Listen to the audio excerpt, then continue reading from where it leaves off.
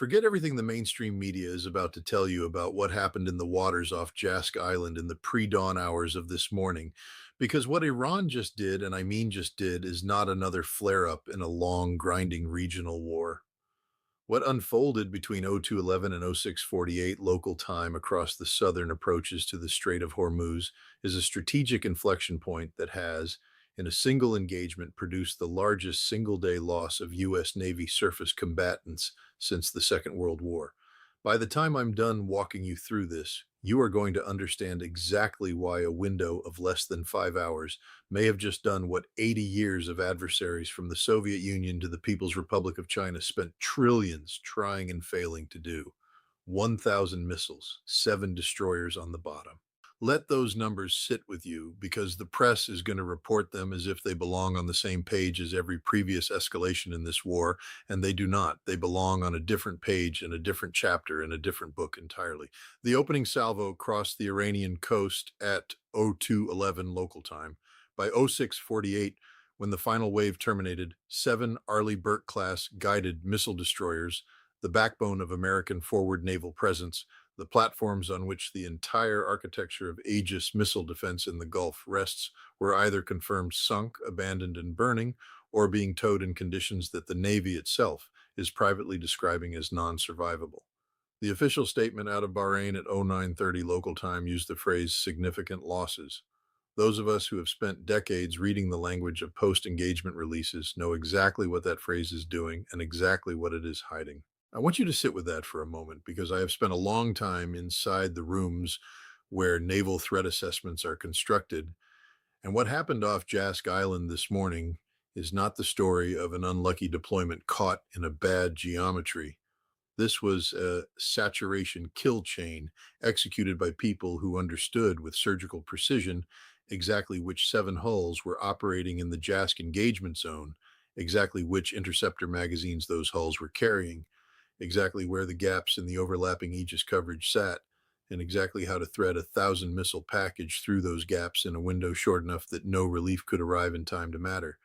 Let me explain what was actually flying because the mix is what killed those ships.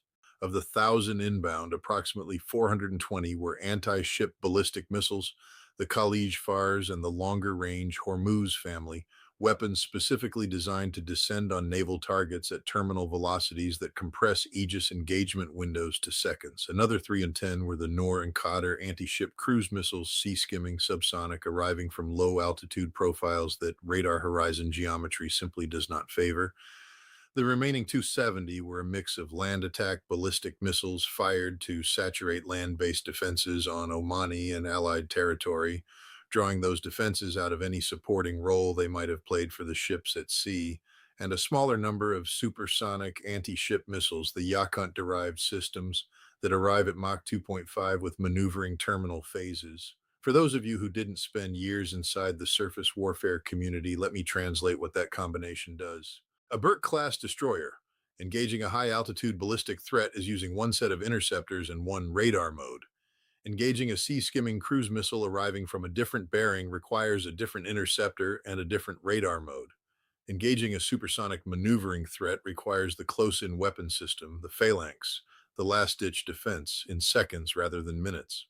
When all 3 threat profiles arrive in the same engagement window, in the volumes Iran fired this morning, the Combat Information Center is no longer fighting a defensive engagement.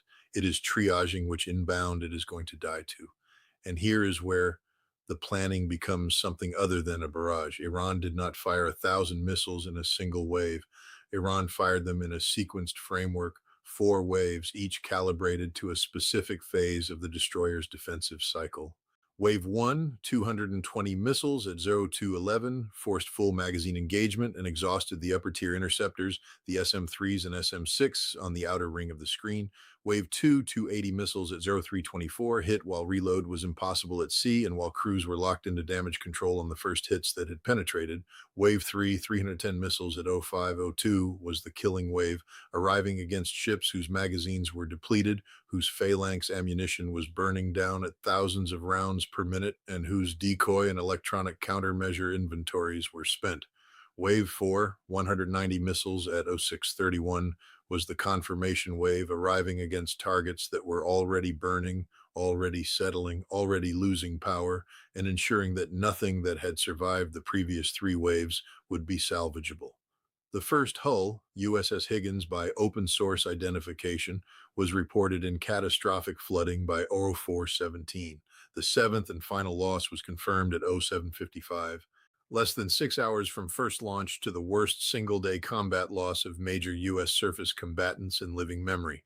I want you to understand what this does to a Navy, because the kinetic loss and 7 destroyers is a kinetic loss of a magnitude that the U.S. Navy has not absorbed in a single engagement since 1945 is not the most consequential outcome of these 5 hours. The most consequential outcome is the disappearance of the last assumption. The Aegis system was the technological argument for forward naval presence in contested waters. The argument was simple. The system was good enough, the magazines were deep enough, and the layered defense was robust enough that no regional adversary could threaten a properly defended formation. That argument is on the seabed off Jask Island this morning in 7 separate pieces, each one of them flying the U.S. ensign. Stay with me because the timing tells you everything about who was making these decisions on the Iranian side. The opening salvo at 0211 was inside the window during which the Southern Gulf Carrier Strike Group's E-2D Hawkeye coverage was at its thinnest of the 24-hour cycle when the airborne early warning rotation was at the dead point between launch cycles.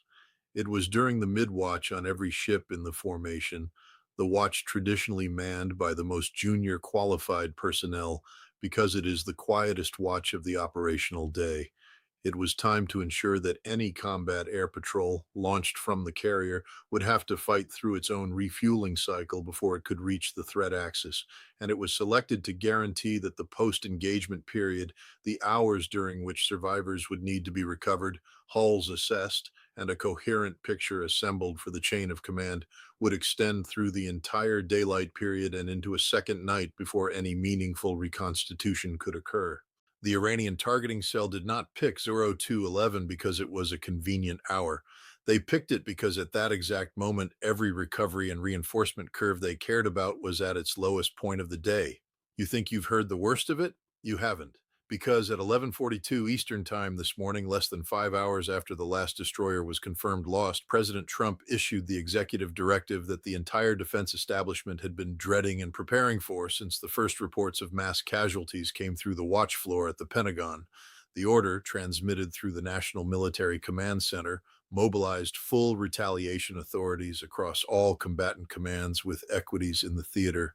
Strategic Command was placed at elevated alert. Air Force Global Strike Command received tasking that has not been issued in this configuration in the post-Cold War era.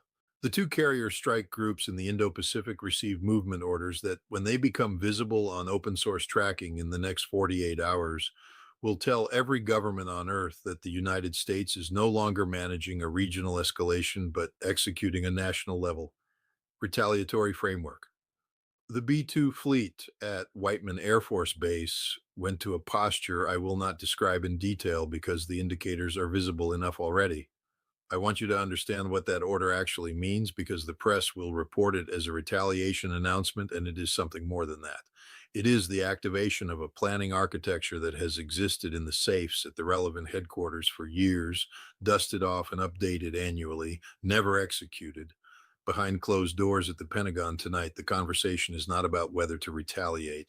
It is about which version of the existing retaliation framework to execute, how to sequence the strikes to prevent further Iranian launches before they can occur, and how to manage the diplomatic cascade that begins the moment the first American munition crosses the Iranian coast. In response, people in those rooms know what comes next, and they know that the first 24 hours of any large-scale American retaliation against the Iranian missile complex will be the most consequential 24 hours of American military operations since the opening hours of the 2003 invasion, and possibly since further back than that. The Fifth Fleet posture in Bahrain is being reconstituted under the assumption that follow-on Iranian strikes are imminent. The Allied basing structure across the Gulf is being repositioned to absorb both the retaliatory operations and the inevitable Iranian counter-retaliation. The strategic petroleum picture is collapsing in real time as commercial shipping abandons the Strait of Hormuz, with crude futures showing movements that the trading desks have not seen in any prior crisis of the modern era. The diplomatic channels through Oman, through Qatar, through the back channel architecture that has held for 2 decades, are receiving traffic at volumes that suggest every party with equities is trying to find the off ramp before the executive directive becomes kinetic execution. And the domestic political picture in Washington is reorganizing around a single question that has not been seriously asked in a generation. What does American resolve actually look like when it is finally tested at this scale? The threshold has been crossed. 7 destroyers, 300 plus sailors unaccounted for, a presidential directive that has activated frameworks the country has spent 40 years building and never used. The next 24 to 48 hours will determine whether this morning off Jask Island becomes the opening of a war that historians will spend the rest of the century writing about, or whether some combination of diplomacy, deterrence, and exhaustion pulls all sides back from a precipice that is now closer than any has been in living memory. What does it say about the discipline of an adversary that they sequenced 1,000 missiles into 4 waves timed to the exact defensive recovery curve of the formation they intended to destroy? At what point does a Navy that has just absorbed its worst single-day surface loss since the Pacific War stop being the instrument that reassures allies and start being the wound that defines a presidency? That is the question being asked in the rooms that matter tonight. The destroyers are gone. The order has been issued. And somewhere out beyond Jask Island, in the thin gray light of a Gulf morning, the oil is still burning on the water above 7 American hulls that 12 hours ago were the visible promise of a security architecture that no longer exists.